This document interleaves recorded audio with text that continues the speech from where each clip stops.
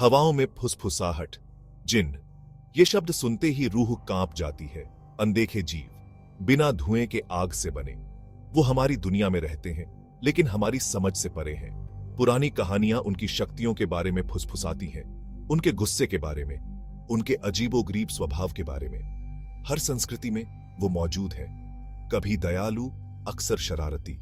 लेकिन जो कहानियां सचमुच रूह कंपा देती हैं, वो कहानियां खतरनाक जिन्न के बारे में हैं, जो डर से अपनी भूख मिटाते हैं।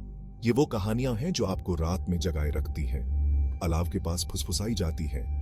वो कहानियां जो आपको लाइट बंद करने से डराती हैं, ये भी उनमें से एक कहानी है। गांव के बाहर पुराने बरगद के पेड़ों से घिरा हुआ वो पुरानी हवेली खड़ी थी, वीरान, सूनी। खिड़कियां खाली आंखों की तरह दुनिया को घूर रही थीं। गांव वाले एक शापित परिवार के किस्से फुसफुसाते थे, जिन्हें एक अनदेखी ताकत ने उनके घर से खदेड़ दिया था। कोई भी हवेली के पास जाने की हिम्मत नहीं करता था। सूर्यास्त के बाद नहीं, फुसफुसाहट शुरू होने के बाद नहीं। हवा में हल्की आवाजें, जैसे कोई रो रहा हो या प्रार्थना कर रहा हो या चीख रहा हो। लेकिन जवान रोहन जोश और रोमांच की प्यास से भरा हुआ इन कहानियों पर हंसता था। वो भूतों या जिन्न में विश्वास नहीं करता था। वो गांव के बड़ों को गलत साबित करेगा। रात शांत थी, हवा में चमेली और डर की गंध थी। रोहन बगीचे से रेंगता हुआ आगे बढ़ा। उसका दिल जोरों से धड़क रहा था। वो हवेली के विशाल लकड़ी के दरवाजे पर पहुंचा। उसके लोहे के छल्ले समय के साथ जंग खा चुके थे। उसने धक्का दिया। दरवाजा चरमराहट के साथ खुल गया, मानो उसे अंदर बुला रहा हो। अंदर हवा ठंडी, भारी थी। चांदनी की हल्की रोशनी में धूल के कण नाच रहे थे। रोहन ने हिचकिचाते हुए एक कदम उठाया, फिर दूसरा। दम घोंटने वाली खामोशी में वह अपनी ही सांसें सुन सकता था। और फिर उसने उसे देखा। परछाई में हरकत की एक झिलमिलाहट, एक आकृति, लंबी और अस्पष्ट। यह दिखाई देने जितनी जल्दी गायब हो गई। गांव वाले कहानियां सुनाते थे, पीढ़ियों से चली आ रही कहानियां।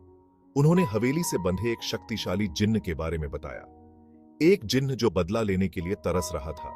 उन्होंने कहा कि वहां रहने वाले परिवार ने जिन्न के साथ अन्याय किया था, कुछ कीमती चुरा लिया था। जिन्न ने उन्हें चेतावनी दी थी, लेकिन उन्होंने नहीं सुना। एक एक करके परिवार के सदस्यों को भयानक परिणाम भुगतने पड़े। दुर्घटनाएं, बीमारियां, पागलपन।